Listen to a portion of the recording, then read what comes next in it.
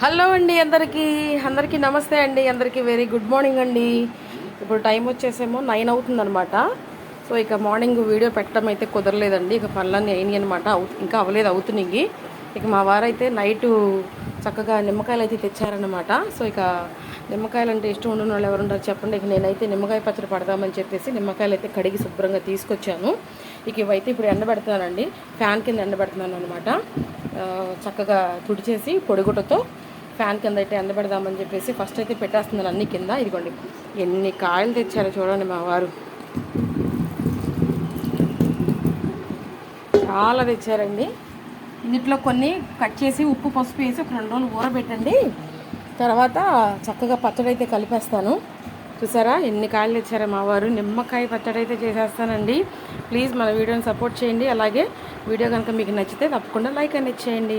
అందరికీ మరొకసారి very good morning అండి.